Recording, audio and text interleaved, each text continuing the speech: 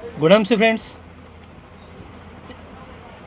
एक बार फिर zoom meeting के इस सेल्फ डेवलपमेंट के मीटिंग में मैं Anil Singh as a host आप सभी का तहे दिल से स्वागत करता हूं।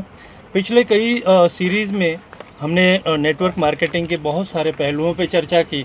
जैसे बेसिक्स पे हम चर्चा कर रहे थे कि 6 बेसिक्स ऐसे कौन से होने चाहिए जिनको हम इस्तेमाल करके अपने नेटवर्क मार्केटिंग में अपना प्रोफेशन, अपना कैरियर कैसे बना सकते हैं। और जो भी टॉपिक्स है, जैसे हमने चर्चा की कि सबसे पहले हमने देखा इन बातों पे कि किस तरह से लिस्ट बनाना चाहिए, और उसके बाद में हमने जाना कि लिस्ट में किस तरह से उसको सॉर्ट आउट करना चाहिए और उसमें से कौन से व्यक्तियों को किस किस तरह से प्लान करना चाहिए उनको बताने के लिए और उनको इनविटेशन देने के लिए। सेकंड में हमने जाना कि इनविटेशन किस तरह से दिया जाता है। पिछले 2 सीरीज़ में मैंने उसके बारे में भी चर्चा की। और जिस तरह से हम लोग देख रहे हैं कि यहाँ पे आपको एजुकेशन ही प्रोवाइड किया जा रहा है, और कहते हैं इस बिज़नेस में एक स्टोरी के माध्यम से हम समझेंगे कि एक बार एक चिड़ियाघर में एक ऊँटनी से उसके छोटे से बच्चे ने पूछा कि माँ, हमारे जो पलकें हैं इतनी बड़ी बड़ी क्यों हैं। तो माँ ने कहा कि बेटा, हम रेगिस्तान के जानवर हैं और रेगिस्तान में बहुत सारे धूल मिट्टियाँ उड़ते रहती हैं, जिस वजह से हम भगवान ने हमारी पलकें इस तरह से बनाई हैं। माँ ने बेटे ने फिर पूछा कि माँ, हमारे कुबड़ ऐसे क्यों हैं, बाकी जानवरों को तो ऐसे नहीं होते, तो ऐसा क्यों है। तो माँ ने कहा कि बेटा, हम रेगिस्तान के जानवर हैं और दूर दूर तक पानी और खाने का कोई जरिया नहीं होता। इस वजह से भगवान ने हमारे कुबड़ को बनाया, जिससे हमारे अंदर पानी और खाने का स्टोरेज हो सके और हमको भूख प्यास न लगे। तो तीसरा सवाल बेटे ने माँ से पूछा कि माँ, हमारे जो पैर का पंजा है, वो जो तलवा है, वो इतना नरम गद्दीदार क्यों है। तो माँ ने कहा कि बेटा, हम रेगिस्तान के जानवर हैं और रेगिस्तान हमेशा जो रेत है वो गर्म होता है और हमारा पैर जले न, इस वजह से, और हम अच्छी तरह से उस पर भी चल सकें, इस वजह से भगवान ने हमारे पैरों को इस तरह से बनाया है। तो बेटे ने कहा कि माँ ठीक है, कोई बात नहीं। इस तरह से दूसरे दिन भी बेटे ने वही क्वेश्चन किया, माँ ने फिर उसी तरह से उसका जवाब दिया। तीसरे दिन बेटे ने फिर उसी तरह से क्वेश्चन किया, माँ थोड़ा सा हड़बड़ाई, उसको कुछ लगा कि शायद बेटे को समझ में नहीं आया, और माँ ने फिर उसी तरह से उसका जवाब दिया। चौथे दिन बेटे ने फिर वही क्वेश्चन किया, माँ थोड़ा सा गुस्सा हुई, और पाँचवें दिन जब बेटे ने वही क्वेश्चन किया तो माँ उसके ऊपर भड़क गई, बोले कि बेटा ये क्या है, मैं तुझे 5 दिनों से कंटिन्यू यही समझा रही हूँ कि बेटा, हम रेगिस्तान के जानवर हैं, हमको भगवान ने इस तरह से बनाया है। तो बेटा कहता है कि माँ, यही तो मैं भी पूछना चाहता हूँ कि हम रेगिस्तान के जानवर हैं तो हम इस चिड़ियाघर में क्या कर रहे हैं। मित्रों, इसी तरह से हम भी, भगवान ने हमको बहुत सारी स्किल्स दिए हैं, बहुत सारी कलाकारी दी है, और एक नेटवर्क मार्केटिंग ही एक ऐसा प्लेटफॉर्म है जहाँ पर उन सभी कलाकारियों के द्वारा हम इस बिज़नेस को अपने नेक्स्ट लेवल पर लेके जा सकते हैं। दोस्तों, किसी ने पूछा था कि सर ये बिज़नेस क्या है, यहाँ पे इन्वेस्टमेंट किन किन चीज़ों की इन्वेस्टमेंट की जाती है। तो मैं आपको इस प्लेटफॉर्म के माध्यम से बताना चाहूँगा कि इस बिज़नेस की लागत थोड़े से सपने हैं, इस बिज़नेस की लागत ढेर सारी आत्मविश्वास है, इस बिज़नेस की लागत दृढ़ निश्चय है, इस बिज़नेस की लागत नहीं हारने का दृढ़ संकल्प है, इस बिज़नेस की लागत अनवरत बढ़ते रहने की लगन है, इस बिज़नेस की लागत यही मशीनें हैं, यही स्टाफ है इस बिज़नेस का।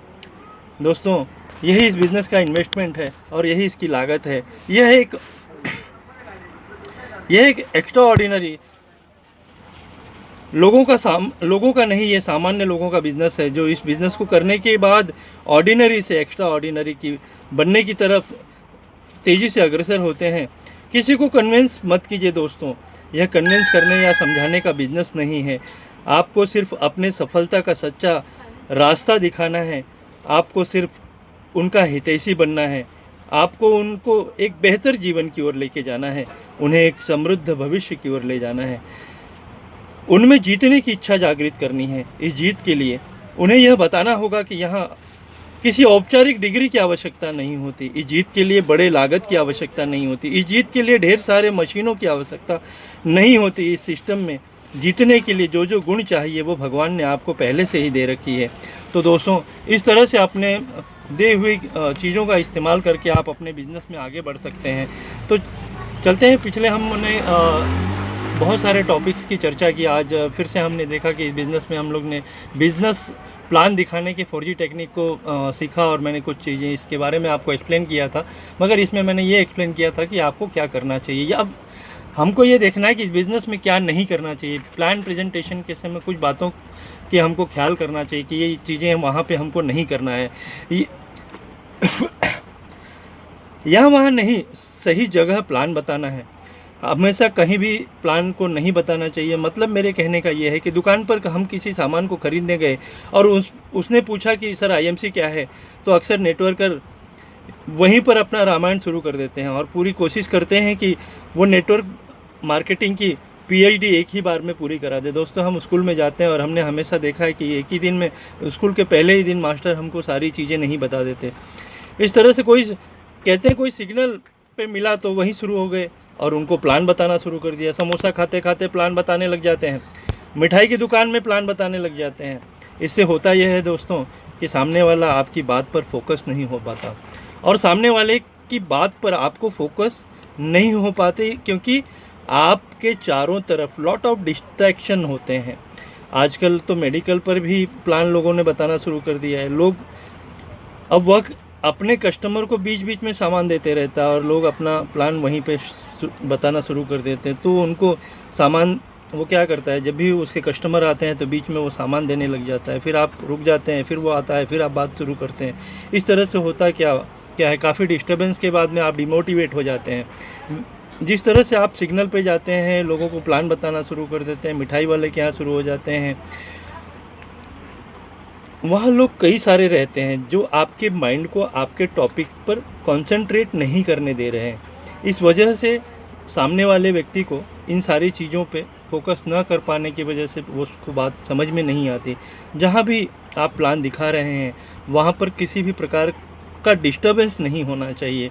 वो फिर आपका घर हो सकता है, या फिर सामने वाले के घर पे आप मीटिंग कर सकते हैं, फिर किसी कॉफ़ी शॉप में कर सकते हैं जहाँ पे आपको डिस्टर्बेंस ना हो। इसी तरह और भी किसी जगह पर आप अपने मीटिंग को ऑर्गेनाइज़ करके वहाँ पे आप बिज़नेस प्लान अपने मित्र को या जो भी आपके प्रॉस्पेक्ट हैं उनको आप इस तरह से बिज़नेस प्लान दिखा सकते हैं।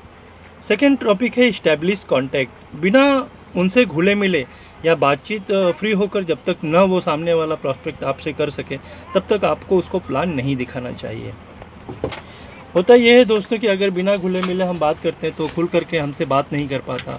वो सारी चीज़ें फिर हमको उसको इस बिज़नेस में क्या चाहिए ये फाइंड आउट नहीं हो पाता। इस वजह से यहाँ पर भी प्लान आपको नहीं दिखाना चाहिए। और दूसरे में इसमें बिज़नेस में बहुत सारी चीज़ें हैं। यहाँ पे कम बोलना होता है, जैसे मैंने पीछे भी आपको बताया था। कम बोलो, अगर उसके पेन पॉइंट पर बोलो, ऐसा बोलो जिससे उनके भीतर जिज्ञासा प्रकट हो। कई लोग तो प्लान को 1 से 2 घंटे तक ले जाते हैं बताने में, जो कि एक नए व्यक्ति के लिए बहुत कठिन हो जाता है और समझने के बजाय वो कंफ्यूज हो जाता है कि जो बताया गया है वो क्या था। अगर एक टीचर आपको पहले ही दिन में सारी चीज़ें पढ़ाए तो क्या आप समझ जाएंगे? उसी तरह सामने वाला प्रॉस्पेक्ट भी नहीं समझता। फिर हम कार फंड, हाउस फंड, ये फंड, वो फंड, और बंदा क्या होता है, डिस्कनेक्ट हो जाता है। आप लोगों के पास धैर्य कम है। आज हमने देखा है लोगों के पास धैर्य की कमी है। लोग कम समय में बहुत ज़्यादा कुछ हासिल करना चाहते हैं, और नेटवर्कर भी कमाल के होते हैं जिनको हम आइटम कहते हैं। वो क्यों? क्योंकि उनके पास भी कई प्रकार के प्लान होते हैं, plan A, plan B, plan C. इस तरह से उनको लगता है कि कोई ना कोई तरीका तो समझ में आ ही जाएगा, कोई ना कोई प्रोडक्ट तो समझ में आ ही जाएगा उसको। लेकिन इतने सारे प्लान को सुनकर बंदे का फ्यूज़ उड़ जाता है, और आदमी जब कंफ्यूज हो जाता है तो डिसीजन नहीं ले पाता दोस्तों। इसीलिए वो डिसीजन ले सके तो इन सभी चीज़ों को हमको काम करना है।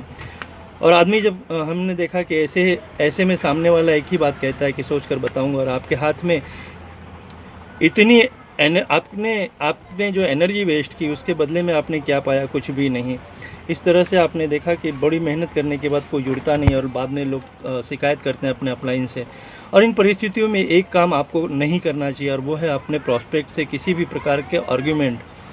अलग अलग तरह के लोग अलग अलग आपसे मिलते हैं, और बहुत तो लोग तो ऐसे होते हैं जो आपको हमेशा अपनी ही बात बताने के लिए आते हैं। और होता क्या है कि आपको लगता है कि वो सिर्फ अपने ही बारे में बताता रहता है, अपनी तारीफ़ करता है, अपने बाकी समस्याओं के बारे में बताता है, मगर वो कभी भी आपको बोलने का मौका नहीं देता, जिससे आप को गुस्सा आता है और फिर आप ऐसी गलतियां कर जाते हैं कि आर्गुमेंट होता है, फिर सवाल के बदले सवाल और सवाल में आपका वो प्रॉस्पेक्ट भी आपके हाथ से चला जाता है। इस तरह से आपके धैर्य की परीक्षा होती है। ऐसे सिचुएशन में आपको किसी भी प्रकार का वाद विवाद नहीं करना चाहिए। आपको हमेशा जब भी प्लान प्रेजेंटेशन के लिए जाओ तो आत्मविश्वास के साथ जाओ। आपके एक्सप्लेनेशन में आत्मविश्वास का होना बहुत ज़रूरी होता है, और यह विश्वास आता है आपके प्रिपेयर करने से कि आपने उस प्लान की प्रेजेंटेशन की कितनी तैयारी की और सामने वाले प्रोस्पेक्ट को कितना समझा है। और दोस्तों यही वो इस स्टेप का मूल मंत्र है। दोस्तों हमने देखा है बहुत सारी चीज़ों पे आज हमने डिस्कस किया, और मुझे लगता है कि ये सारी चीज़ें आपके समझ में आई होंगी, और न भी आए तो इस YouTube के माध्यम से फ्रेंड्स मैं आपको जो भी मैसेज देता हूँ, अगर आपको पसंद आए तो उसको लाइक और सब्सक्राइब ज़रूर कीजिए, बेल आइकन को ज़रूर दबाइए। दोस्तों इसी तरह से मैं आज का सेशन यहीं पे समाप्त करता हूँ, और आए हुए सभी एसोसिएट का मैं बहुत बहुत आभार व्यक्त करता हूँ कि आप इस प्लेटफॉर्म पे आए और आपने एजुकेशन